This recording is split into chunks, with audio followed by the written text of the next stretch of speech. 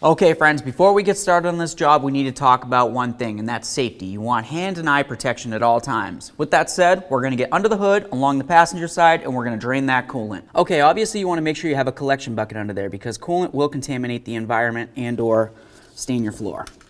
Also, you want to have a nice directional hose like this. This is going to make it easy to direct the coolant when it comes out of the petcock. I'm just going to slide that right onto the petcock tube here.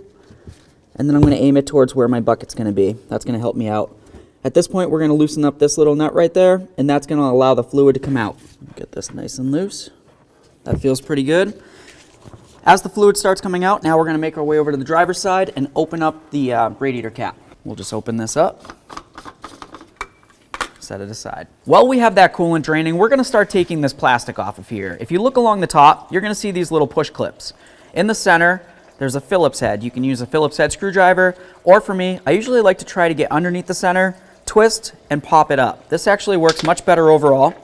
And once you get it up and out of there, you can of course take off the outer piece as well. And I just kind of put them together so they're good for safekeeping. We're going to remove them all, and then we'll get this right off of there. Okay, get this out of here. Now that we have that out of the way, if you look along the driver's side of the radiator, you're going to see what the area where your overflow hose is. And then of course you're going to see your tranny cooler lines. We're going to get all those off of there.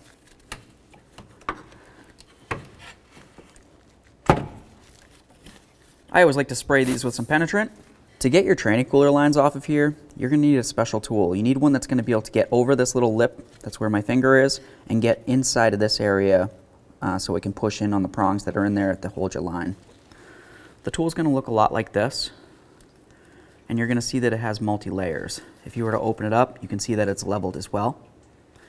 The reason for that is because it needs to go over the line, and then of course over that little beveled area, you squeeze it down, and then you would just twist and push, and at this point I should be able to carefully draw the line out of here. Do the same to both. For me, this line isn't coming out of here. I need to get this out of the way, but before I can do that, I need to remove some hoses. To remove the hoses, of course, I'm going to go ahead and put a collection bucket underneath as well, just in case any fluid makes its way down. Let's get our coolant hoses off of here. Some coolant might come out.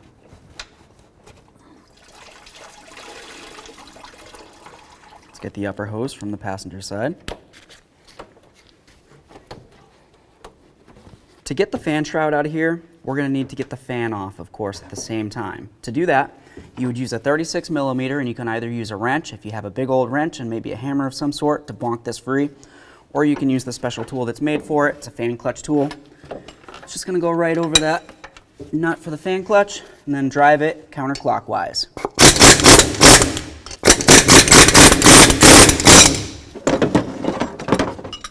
Go ahead and spin this off of here. There we are. Looking along the side / top of the fan shroud, you're going to see there's two mounting bolts, one on the driver's side and one on the passenger side.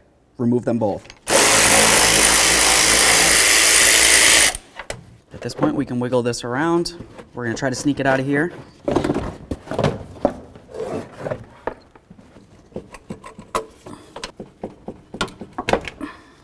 Okay, so let's get the brackets off of here. Right on top of the radiator, you have this rubber bushing. We're going to hold on to that. Do the same to the other side.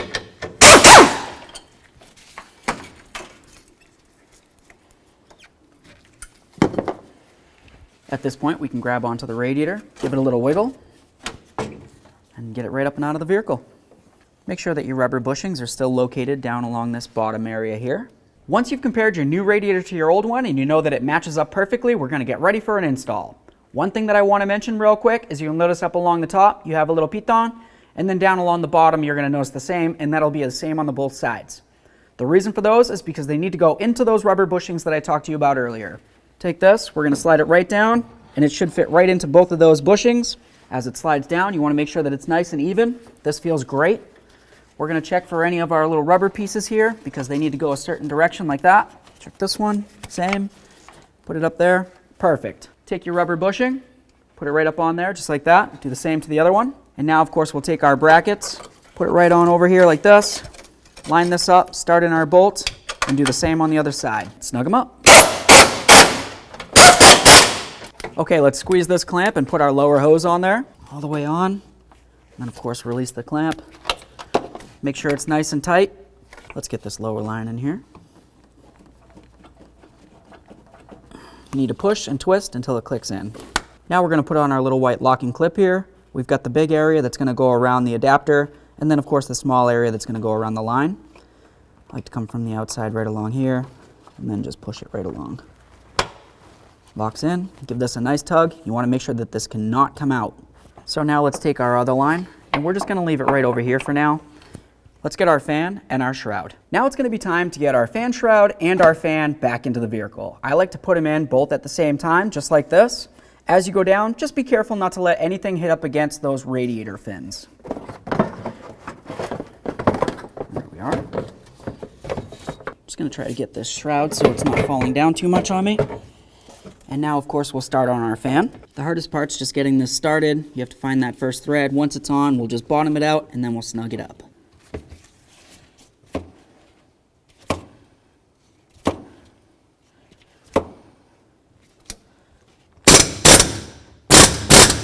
You're going to notice with your radiator, it came with these nice little clips right here. They go right along the top, and that's where the bolt that holds the shroud to the radiator goes. So just put the little nut-surted end facing towards the radiator so the flat side's facing towards the shroud.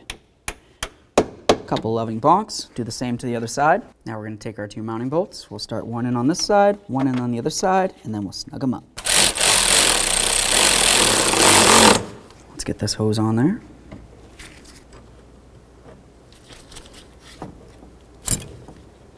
Let's get our line in here. Make sure it clicks in. Give it a nice tug. Couple little bonks for good luck. Let's make sure we get our lock on here. Time for the upper radiator hose. I always just try to line it up as close as possible to how I removed it.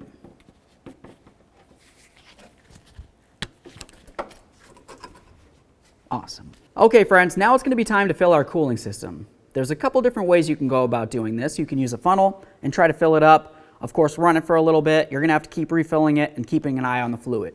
You could also use a vacuum bleeder. That's the best way because it'll make sure it gets out all the air. I'm going to go with the assumption you don't have the special tool. So I'm just going to go ahead and show you to fill it up with the funnel just like this. As you fill it, you want to make sure that you fill it with the manufacturer's specified fluid, which would be Ford Gold. You can also use a universal coolant, such as like a vanilla, but you definitely don't want to use green or Dex Cool. With that said, go ahead and fill it up, burp out all the fluid, watch your thermostat, check for leaks, take it for a road test.